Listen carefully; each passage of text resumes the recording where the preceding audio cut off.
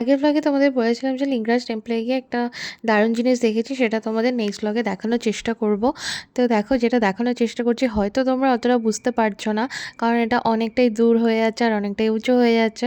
তো এই মন্দিরেও কিন্তু জগন্নাথ দেবের মন্দিরের মতো পতাকা চেঞ্জ হয়, উপরে যে পতাকাটা ধ্বজাটা ওড়ে সেটা, তো সেটাই চেঞ্জ হচ্ছিলো। আমরা যখন ভেতরে ছিলাম সেই মুহূর্তেই ওরা উঠেছিল চেঞ্জ করার জন্য। তো দিনের বেলায় একটা ঠিক কত টাইম হচ্ছিলো আমার এই মুহূর্তে মনে নেই। তো আমরা যে সময়টাতে গিয়েছিলাম মন্দিরে সেই সময় কিন্তু ওখানে পতাকা চেঞ্জটা হচ্ছিলো। তো দুজন ব্যক্তি উঠেছিল পতাকা চেঞ্জ করতে, তো সেটাই ভেবেছিলাম তোমাদেরকে দেখাবো, কিন্তু এতটাই উঁচু ছিল যে আমি তোমাদের আর ঠিকমতো দেখাতে পারিনি। তো যাই হোক, তারপরে পতাকা চেঞ্জ করে ওরা এবার নেমে যাচ্ছিল।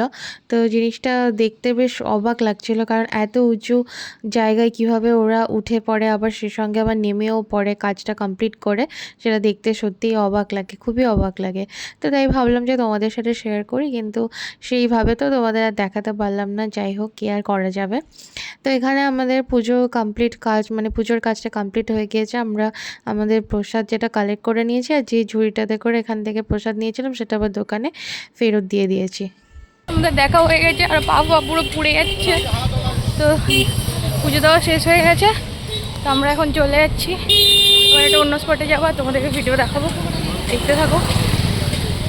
প্রচণ্ড গরম, রাস্তাটা পুরো পা পুড়ে যাচ্ছে। তো আমাদের এখানে মন্দির ঘোরা তো কমপ্লিট হয়ে গেল, এবার আমরা এখান থেকে বেরিয়ে যাচ্ছি। তো আমরা ভেবেছি ভুবনেশ্বরে আরও 2-3টে স্পট ঘুরবো, এরকম একটা চিন্তাভাবনা আছে। তো সেই উদ্দেশ্যেই আমরা আবার রওনা দিলাম, অবশ্যই গুগল ম্যাপের আশ্রয় নিয়ে। আর এখানে এই যে সুন্দর জলাশয়টা আছে, এর মাঝখানে খুব সুন্দর একটা মন্দির আছে। তো এই জায়গাটার নাম বোধহয় বিন্দু সাগর। আর মাঝখানের মন্দিরটা কিভাবে যায় আমার ধারণা নেই, যেতে পারলে খুবই ভালো হতো, কিন্তু আমরা তো যাইনি। আমরা চলে এসেছি সাইড দিয়ে, নিশ্চয়ই কোনোভাবে হয়তো মন্দিরটাতে যাওয়া যায়। আর এদিকে দেখো, রাস্তায় একটা জিনিস দেখলাম, সেটা পুরোপুরি গ্রিন নেট বা গ্রিন শেড যেগুলো দেওয়া, মানে গ্রিন শেড যেগুলো আছে, যেগুলো ওই মানে ছায়া করার জন্য দেওয়া হয়, বিশেষ করে গাছ টাছের উপর বা টেরেস গার্ডেনের উপর, ওরকম দেওয়া আছে রাস্তায়, যাতে হচ্ছে সিগনালে দাঁড়ালে টু হুইলারগুলোর বা কোনো পথচারী থাকলে তাদের কোনো রকম মানে রোদ থেকে আর কি, যাতে তারা আর কি প্রটেক্টেড থাকে এই জন্য। তো যেটা দেখে খুবই ভালো লাগলো, কারণ ভুবনেশ্বরে যে ধরনের গরম, সেই ধরনের গরমের জন্য এটা খুবই দরকার। আর সিগনালে তো বেশ অনেকক্ষণই দাঁড়াতে হয়।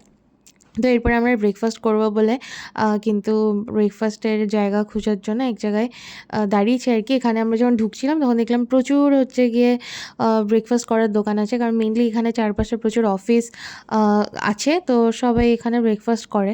তো সেই কারণে আমরা এখানটায় জায়গাটা দেখে দাঁড়ালাম। তো এখানে ভেজ আইটেমই বেশি মানে সব ছিল, ননভেজ কিছু চোখে পড়েনি। আর এখানেই যেরকম হয় আর কি নর্মাল, এখানকার যা ব্রেকফাস্ট হয় সাউথ ইন্ডিয়ান টাইপের খাবারগুলোই থাকে, আর ওই নান চানা এইসবই ছিল। আর এটা দই বড়া ছিল। তো কি খাবো শেষ পর্যন্ত দেখে সবাই ওই নান আর এই ছোলার তরকারি, মানে চানার তরকারি, এটাই খাচ্ছিল। আর আমার ভাই বড়া খাচ্ছিল, আর আমরাও এটাই নিয়ে নিলাম। তো যেরকম হয় নিরামিষ খাবার যেরকম খেতে লাগে সেরকমই লাগছিল, আমার এমন কিছু আহামরি লাগেনি, তবে ঠিকঠাক। আমার খুব একটা ভালো লাগে না এই ধরনের খাবার, তো বাকিদের সবার ভালো লেগেছিলো। তো ঠিকঠাক, খাওয়া যেতেই পারে। আমি ডোসা খুঁজছিলাম, কিন্তু আমি ডোসা খুঁজে পাইনি, তো কী আর করা যাবে। তো আমরা এবার গুগল ম্যাপের আশ্রয় নিয়ে ভুলভাল রাস্তা অনেক কিছু এদিক ওদিক করে তো যাচ্ছি আমাদের ডেস্টিনেশনের দিকে, কারণ যে জায়গাটা যাবো ওগুলো হচ্ছে অফবিট জায়গা, সেই জন্য গুগল ম্যাপে ঠিকঠাক লোকেশন দেখাচ্ছিল না। তেমন একটা রাস্তায় আমরা ঢুকে গিয়েছিলাম যেটা বাইকের জন্য ছিল। তো দেখো, আমরা আমাদের লোকেশানে পৌঁছে গেছি। এই জায়গাটার নাম ছিল ঝুমকা ড্যাম। তো প্রচণ্ড গরমের জন্য ড্যামটায় অত বেশি জল টল নেই, কমই আছে। প্রচুর গরম বলে আর কি শুকিয়ে গেছে, আর পিছনে পাহাড় আছে, পাহাড়টা পুরো সবুজ, খুব সুন্দর দেখতে লাগছিল। লোকেশানটা সুন্দর, কিন্তু এই গরমের জন্য আমরা নিচে নামিনি। এরকমই জাস্ট ওই এরকম ড্যাম আছে, আর ওই শীতকালে হচ্ছে খুব সুন্দর, জলটা একদম টলটলে থাকে, আর তখন নিচে সবাই পিকনিক টিকনিক করে, আর সবাই বসে থাকে আর এই সিনিক বিউটিটা এনজয় করে। বাট গরমের কালে এই সমস্ত জায়গায় গিয়ে মানে যাওয়া আসা সত্যিই খুবই চাপের ব্যাপার। এত গরম ছিল, এত রোদ ছিল যে নিচে নেমে যে আমরা আবার উপরে উঠে আসবো সেটা আমাদের সাহসে কুলাচ্ছিল না। তো যাই হোক, জায়গাটা খুবই সুন্দর লাগলো। তো তোমরা ভুবনেশ্বরে ঘুরতে গেলে শীতকালের দিকে এই সমস্ত জায়গাগুলো এক্সপ্লোর করতে যেতে পারো, শীতকালে খুবই ভালো লাগবে এই জায়গাটা, গরমকালের জন্য নয় আর কি।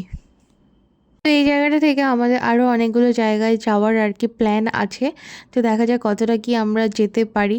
তো এখানে না আমরা গুগলের মধ্যে অনেক কিছু দেখে টেকেই আর কি এসেছি যে এই জায়গাগুলো আছে, কিন্তু এখানে কতদূর কি যেতে পারবো সেটাই একটা বিষয়, কারণ এখানে এসেও খুব একটা কিছু আমরা তেমন পেলাম না, কারণ যেহেতু গরমকাল সেই কারণে। তবে জায়গাটা ভালো, তবে গরমকালের জন্যই আমরা আর কি তেমন কিছু এখানে করতে পারলাম না।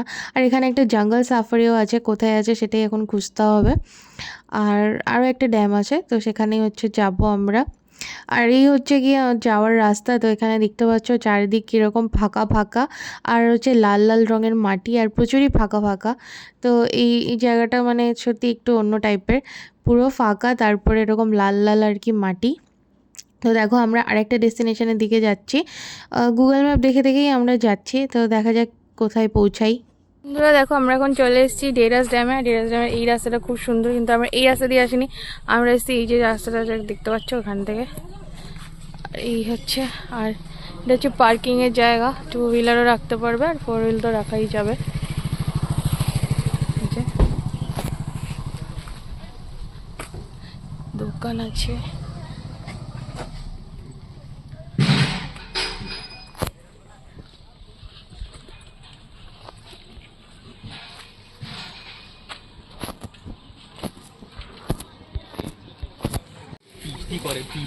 ফিস্টি করে দিতে জায়গা দেখতে পাচ্ছ ওখানে।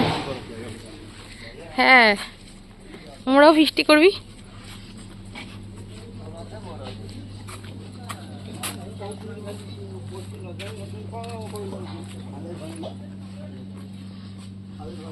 কি এখানে অনেক কিছু আছে, এই অত বড় বড় ফিস্টি।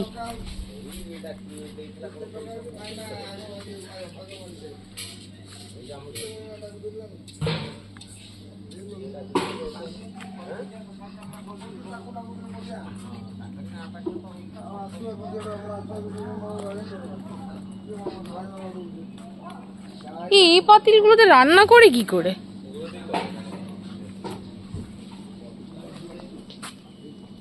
এখানে এসে যেটা বুঝলাম, এখানে মানুষ হচ্ছে পিকনিক করে। তো এই যে জঙ্গল মতো জায়গাটা আছে, এটা বিশাল বড় একটা জায়গা। তো আমরা ওই দিক করে যাইনি আর। তো প্রচুর গাছপালা আছে, ছায়াদার একটা জায়গা। আর এত বড় বড় পাতিলে কি করে মানুষ রান্না করে আমি জানি না, যে পাতিলগুলো এত বড় যে আমার মতো 3-4 জনকে ওর মধ্যে ঢুকিয়ে মোটামুটি সেদ্ধ করে দেওয়া যাবে। তো এখানে জলেরও ব্যবস্থা আছে আর হচ্ছে ওয়াশরুমেরও ব্যবস্থা আছে। তো মোটামুটি পিকনিকও মানুষ করছে, যার কারণেই দেখলাম হাঁড়ি পাতিলগুলো ধুচ্ছে আর কি। তো জায়গাটা খুবই বড়। আর আমরা এখানে যে কারণে এসেছিলাম সেটা কিন্তু আর হলো না। লো ওয়াটার লেখা আছে, লো ওয়াটারের জন্য বোটিং বন্ধ আছে।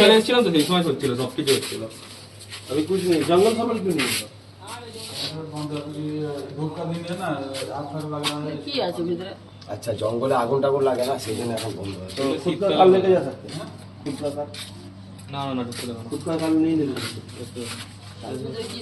আমি কি করতেছি, অনেক কষ্ট করে গুগল ম্যাপ থেকে রাস্তা খুঁজে 2-4 বার ভুলভাল রাস্তায় ঢুকে যাওয়ার পরে কিন্তু আমরা এখানে এসেছিলাম, কারণ এখানে একটা জঙ্গল সাফারি ছিল। আর তারপরে এই ভেতরটায় অনেক জন্তু জানোয়ার দেখতে পাওয়া যেত, সেই সঙ্গে একটা বোটিং করার জন্য খুব বড় একটা লেক ছিল। এই সমস্ত ভেবে টেবেই আমরা এসেছিলাম, কারণ আমার ভাই তো এখানে বেশ কিছুদিন ধরে থাকছে, ও এই সমস্ত জায়গাগুলোতে ঘুরে গেছে আর ওই আমাদেরকে সাজেস্ট করেছিল। তো ওরা বাইকে করে এসেছিলো, ওদের জন্য অসুবিধা হয়নি। তো যেহেতু 4 চাকা নিয়ে আসা হয়েছে, সেটা নিয়ে খুবই সমস্যা, কারণ এই যে রাস্তাগুলো এগুলো অফবিট রাস্তা, তো 2 হুইলার নিয়ে এক সুবিধা হয়। তারপরেও আমরা এসে দেখলাম যে আমরা ঢুকতে পারলাম না, মানে শুধু তুমি ঢুকে জাস্ট ঘুরে আসতে পারো, কিন্তু কোনো বোটিং বা জঙ্গল সাফারি কোনোটাই আমরা করতে পারবো না, কারণ অতিরিক্ত গরমের জন্য ওয়াটার লেভেল নেমে গেছে, যে কারণে ওর মধ্যে বোটিংও করা যাবে না। সেই সঙ্গে জঙ্গলে গরমকালে জঙ্গলে আগুন টাগুন লেগে যাওয়ার অনেক চান্সেস থাকে, আর সেই কারণে হচ্ছে জঙ্গল সাফারিও এই মুহূর্তে হচ্ছে না। আর ভেতরে কিন্তু পার্সোনাল কার নিয়ে ঢুকতে দেবে না। তো কি আর করা যাবে, আমরা এখানে একটু কোল্ড ড্রিঙ্কস খেয়ে এই যে সাইডে যে গ্রামগুলো আছে, আমি জাস্ট দেখতে এলাম যে এখানকার গ্রামের মানুষের জীবনযাত্রা কীরকম। তো এমনি আমাদের এখানকার গ্রামের মধ্যে এখানেও সেম ওরকম মাটির বাড়ি, লোকজন ধান পান চাষ করে ঘরের সামনে ধান নাড়ছিল, আর সবার ঘরের সামনে মোটামুটি গাছপালা আছে, এই হচ্ছে ব্যাপার। আর শুধু এই জায়গায় সব কিছু লাল লাল মাটি, এটাই যা দেখলাম, মানে যেরকম এখানে পশ্চিম মেদিনীপুরের দিকে যেরকম হয় সেরকমই এখানে। কত ডুমুর হয়েছে দেখো বন্ধুরা এই গাছটাতে, এই দেখো। আর কিছুক্ষণ টাইম কাটানোর পরে আমরা একটু ওয়াশরুম গিয়ে ফ্রেশ হয়ে তারপর কিন্তু এখান থেকে বেরিয়ে গিয়েছিলাম। তো তারপর আমরা কোথায় যাবো সেটা জানার জন্য অবশ্যই নেক্সট ব্লগগুলো ফলো করো। তো চলো, টাটা।